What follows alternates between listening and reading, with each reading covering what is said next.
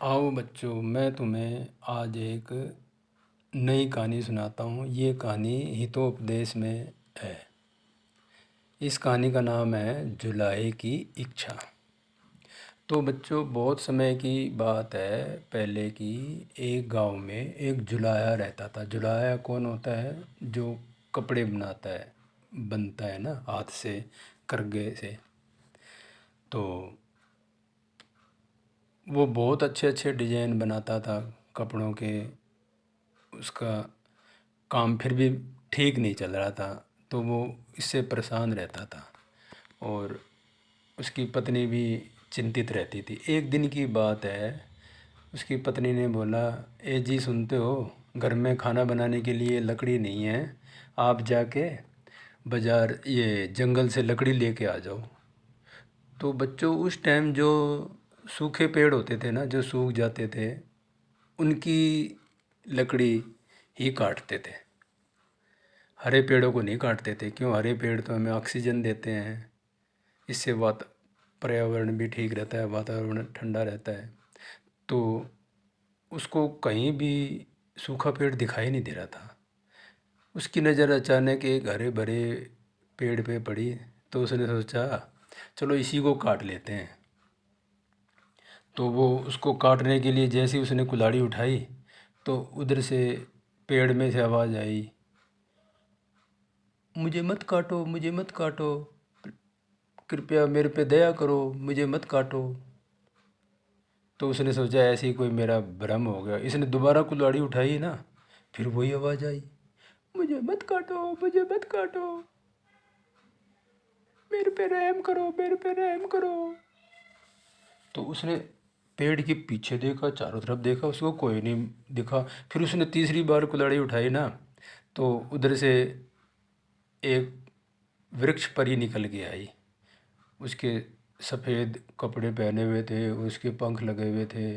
वो बोलती है, हे जुलाहे, तू मुझे मत काट, मैं न वृक्ष परी हूँ, मैं तुम्हें इसके बदले जो तुम वरदान मांगोगे वो दूंगी। तो वो बोला कि तुम मेरे को क्या वरदान दोगी?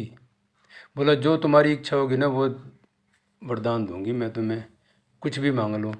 वो बोला, ठीक है, मैं ना पहले घर जाके अपनी पत्नी से पूछ लेता हूँ।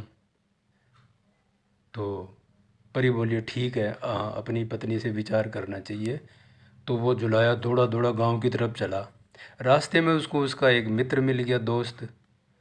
तो वो बोला, कहाँ जा रहे हो भाई दौड़ते हुए?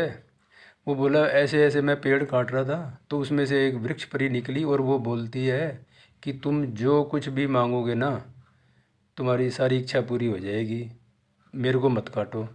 तो बोला, तुम है ना ऐसा मांग लो कि मेरे को राजा बना दो, और तुम्हारे पास राज्य होगा, तुम बहुत अमीर होगी, शक्तिशाली हो जाएगी, लोग तुम्हारी जय जयकार करेंगे। वो बोला, बात तो तुम्हारी ठीक है दोस्त, पर मैं अपनी पत्नी से पूछ जाता हूँ। वो फिर भागा गांव की तरफ, और वो भागता भागता ना घर पहुंच गया। हाँ हाँ ऐसे हाँफ रहा था वो।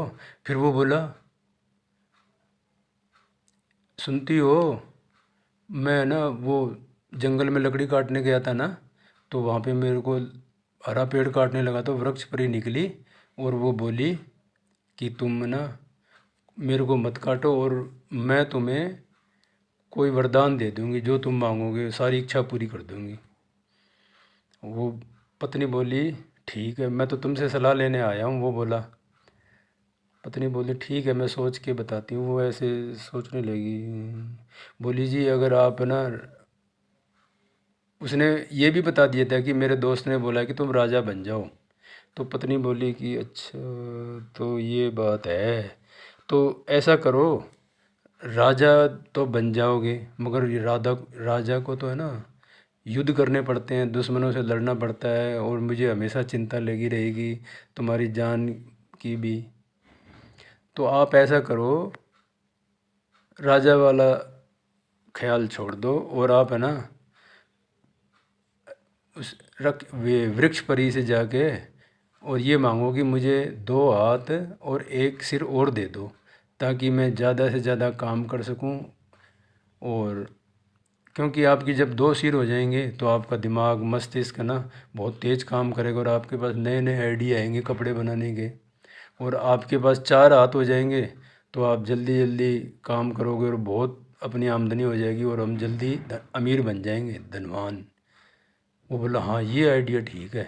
ये विचार करते ही वो भागा भागा वापस जंगल में गया और वृक्ष परी से बोला कि मैंने अपनी पत्नी से सलाह कर ली और उसने मेरे को बोला है कि तुम एक सिर और दो हाथ और मांग लो। तो क्या तुम, हे रहम दिल, ए दयावान वृक्ष परी, क्या तुम मुझे ये वरदान दे सकती हो? वो बोली ज़रूर। तुम इस मामले में पक्का हो क्या? मैं तुम्हारी इच्छा पूरी कर दूँगी। बोला हाँ मैं पक्का हूँ, मैं पक्का हूँ। तो बोली चलो तुम्हारी इच्छा। वृक्ष परी ने उसके पास एक चांदी की डंडी थी, उसने घुमाई और उसकी इच्छा पूरी हो गई। उसके एक सिर और लग गया और दो हाथ हो गए। अब उसके चार हाथ और दो सिर हो गए। अब वो चल रहा है खुशी खुशी में, मस्ती से। जैसे ही वो गांव में घुसा तो गांव में तो बच्चे खेल रहे थे और वो देखे अरे ये कौन आ गया। कोई बोला ये तो राक्षस आ गया, कोई कुछ है। लोग उसको पत्थर मारने लगे। कोई बोला अरे छोड़ो छोड़ो, नहीं बच्चों को तो फिर क्या था, उन्होंने शरारती थे और उन्होंने उसके पत्थर मारे और वो गिर के लूलान हो गया। तो वो फिर भी दर्द के मारे करा रहा है मगर लोग उसको मारते गए और उसके प्राण पखेरु उड़ गए और वो बेचारा दुनिया से चला गया।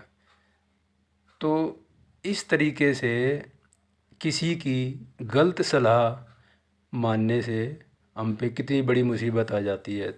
तो बच्चों, तुम कभी भी किसी से कोई आइडिया, कोई सलाह लो तो उसमें अपना दिमाग भी लगाओ कि आगे जाके इसके क्या परिणाम हो सकते हैं।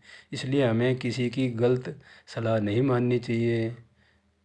समझ गए बच्चों? चलो, आपको आज की कहानी यहीं समाप्त करता हूँ। धन्यवाद। नमस्कार।